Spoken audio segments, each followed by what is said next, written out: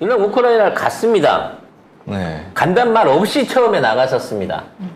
쇼핑할 때 없는데 갑자기 폴란드에 있다가 우크라이나로 일정을 바꿨습니다. 심지어는 국경까지 비행기 타고 가서 기차 타고 갔다라고 하면서 겁나 고생해서 갔어라고 고생 코스프레까지 해가면서 갔습니다. 27시간 긴박했던 준 뭐 이런 거 있더라고. 근데 이게 비밀리에 가려고 했으면 기시다도 한번 그 지랄을 했거든요. 기시다도 몰래 저기를 갔다 왔어요. 똑같은 코스를 답사를 한 거야. 근데 그거를 하면 끝나고 나서 알려야 되는 게 비밀리에 간 거거든요. 가갖고 사진 찍어서 자랑하고 있어요. 나 여기 왔다고. 그렇죠. 이거는 비밀리에 간 것도 아닙니다. 사실 따져놓고 보면. 왜 러시아가 바빴나 봐. 주말에 딴 일 있었나? 네. 러시아 통 신경을 못 쓴 것 같아요. 아, 지금 네. 바그너 그룹 이동시키느라 정신이 없어. 그것 때문에 그렇구나. 이런.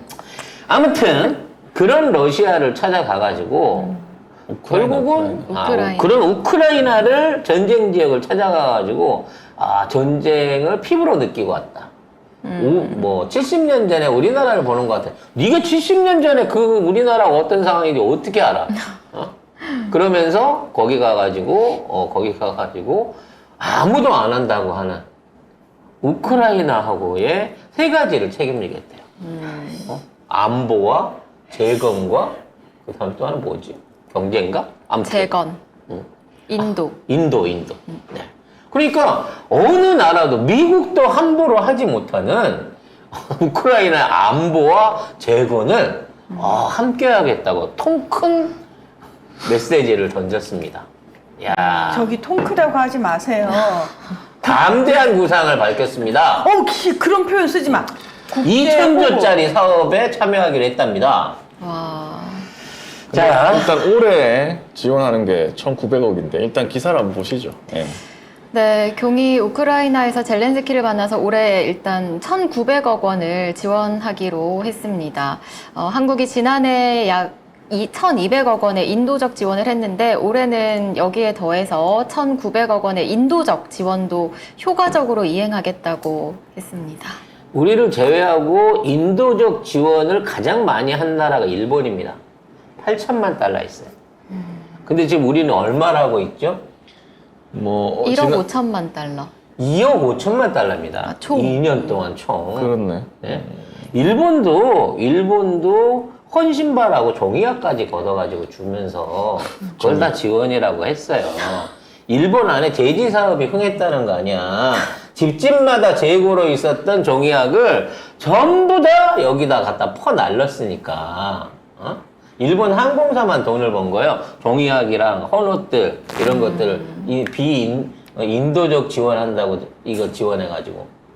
근데 일본도 부자 나라라고 자처하는 일본도 그 정도 할지인데 우리가 도대체 우크라이나 뭘 한다고 2억 5천만 달러를 지원을 합니까? 그러니까 우리 돈으로 합치면 이미 준 거랑 앞으로 줄 거 합치면 지금 공식적으로 발표한 것만 3,100억 원이에요.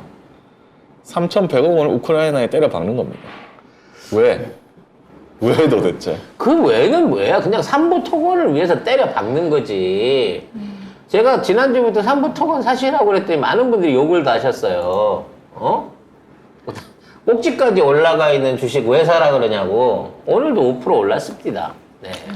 그리고 그 중앙일보 기사를 보면은 젤렌스키가 윤석열한테 요청합니다. 한국이 2,000조 우크라이나 재건에 참여해달라. 왜냐면 이게 어차피 빚으로 벌리는 일인데 여기에 지가 대출해주고 발 빠질 놈은 개인적인 사역에 있는 삼부토건하고 대한민국밖에 없거든요. 도대체 어떤 나라가 2,000조를 우크라이나 빌려주고 그걸 뽑을 수가 있습니까? 우크라이나 인구 3천만 명에다 그중에 1,000만 명 이미 도망가서 돌아오지 않을 것 같고. 그리고 전쟁으로 계속 죽어요 또. 전쟁으로 피폐화돼 갖고 이제는 뭐 제대로 된 농토도 없고요. 우크라이나가 뭐 대단한 특별한 자원이 있는 국가도 아닙니다. 뭐 희토류가 나는 국가는 네오는 좀 난다고 합디다. 근데 희토류가 나는 국가도 아니고 무슨 엄청난 철광석이나 뭐 이런 게 자원을 보고 이런 것도 아니에요. 천연 광물 자원은 러시아와 국경을 접하고 있는 동부 지역에서 주로 나는데 그쪽은 이미 러시아 쪽이 다 장악을 했고요. 그 전에 우크라이나의 강점이었다 그러면은 세계의 곡창지대라는 별명이 붙어 있었는데 문제는 이번 전쟁 과정에서 워낙 화학 무기들이 많이 쏟아져 가지고 농토로 쓸 수 없는 땅이 전체 우크라이나 농토의 3분의 1 정도입니다. 그러면 세계의 곡창지대라는 말도 지금 할 수가 없는 상황이 돼버렸고요. 집속탄이 지금 우크라이나에 도착을 했는데 집속탄을 사용할 경우에는 특히나 우크라이나 동남부 쪽으로는 거의 민간인이 접근이 나중에 이제 불가능해지는 그런 땅이 될 거, 못 쓰는 땅이 되는 거예요. 그래서 우크라이나의 메리트는 없어졌어요. 그러니까 우크라이나가 강점으로 내세울 수 있는 게 지금 거의 없어졌다라고 보시면 됩니다. 거기다가 우리가 뭘 해주냐면 방산 공급망에다가 기본 인프라게 도시를 지어주겠다는 거예요. 우리나라 세종시처럼 스마트하게 도시를 지어주면서 자동차와 차세대 배터리, 통신 디지털 분야를 직접 투자하고 우크라이나를 키워주겠답니다. 뭐 우크라이나 우리 속국이에요? 아니 우리 식민지입니까?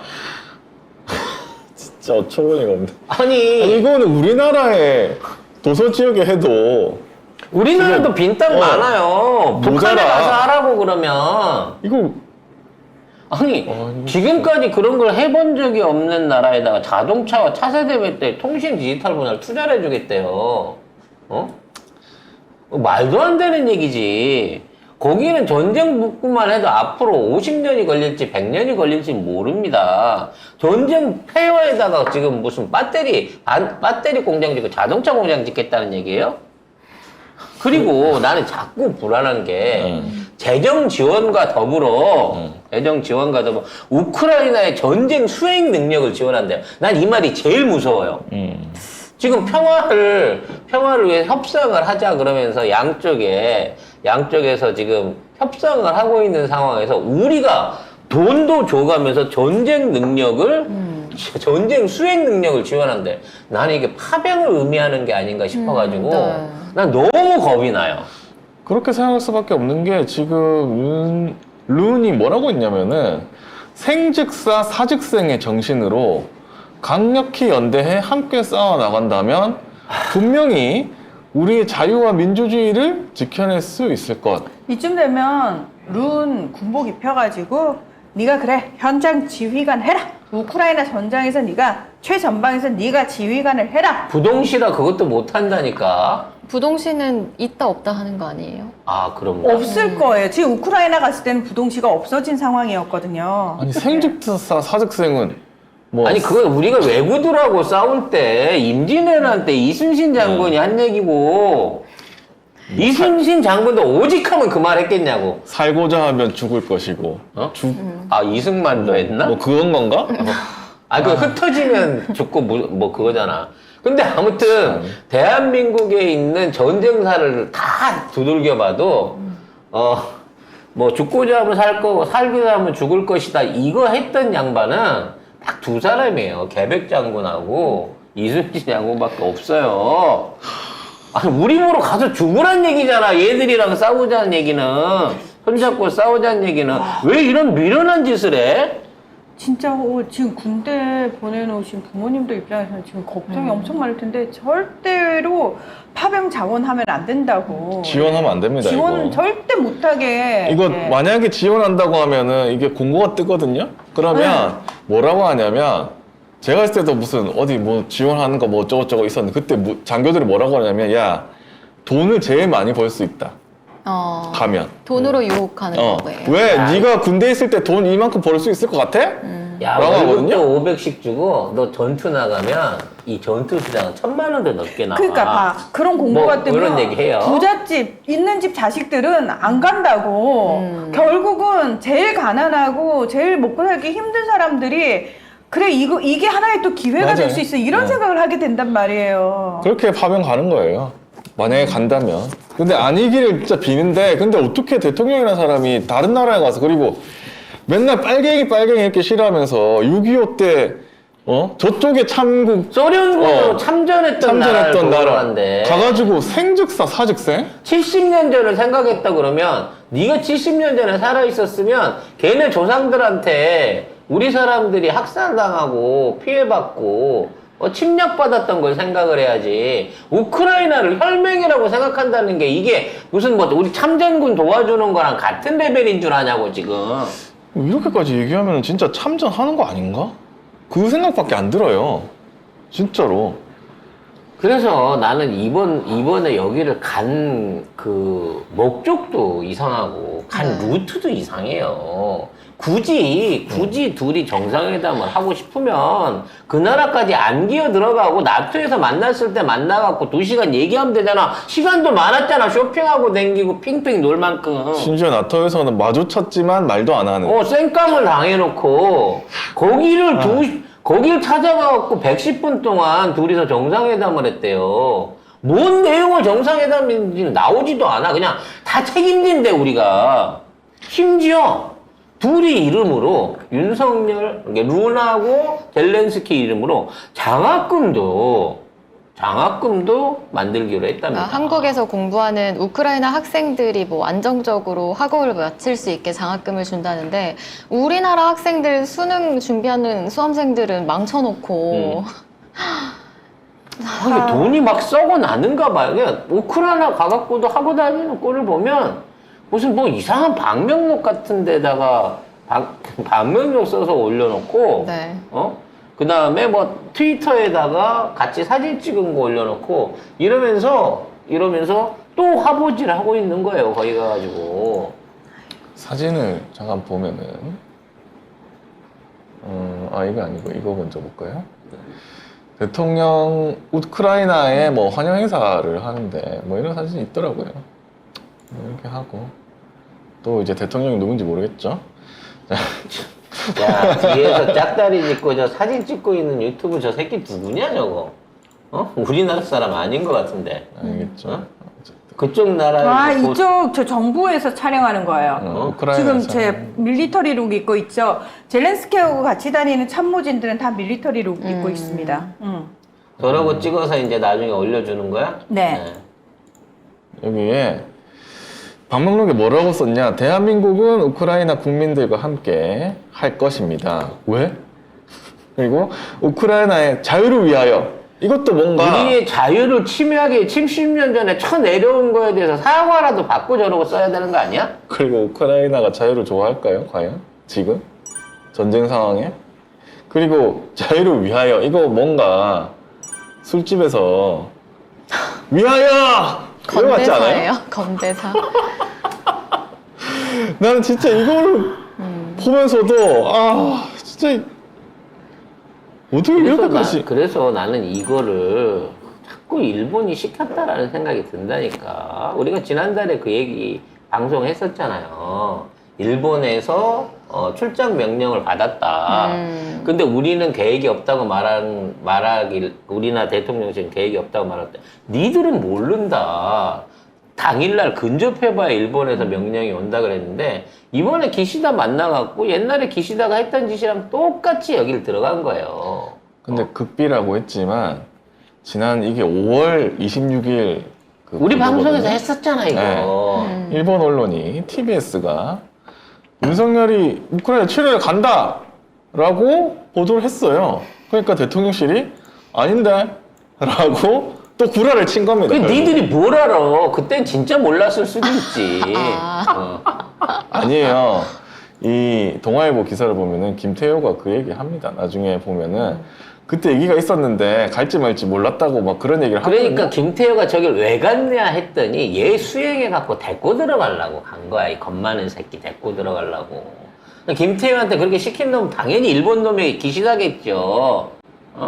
시대야 너 그냥 혼자 보내면 얘가 겁먹어갖고 안 들어갈지 모르니까 네가 매가지 끌고 데리고 가 라고 얘기해서 거기 나타난 거네. 그럼 김태효는 따져놓고 보면 여기에 그 다른 기사인데 김 차장 김태효죠. 김태효가 방문 계기에 대해서 지난 5월에 젤렌스키 여사가 서울에 왔을 때 이게 친서를 전달받았다. 맞잖아 그러면.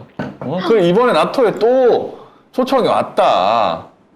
없었어. 초청은 무슨 개나발이나 업적으로 인정도 안 해주는데 뭔 초청이야. 아니, 그러니까 우크라이나에서 초청이 온 거지. 그걸로 와달라고. 그래놓고 나토에서 만나놓고 쌩을 까? 그러니까. 어?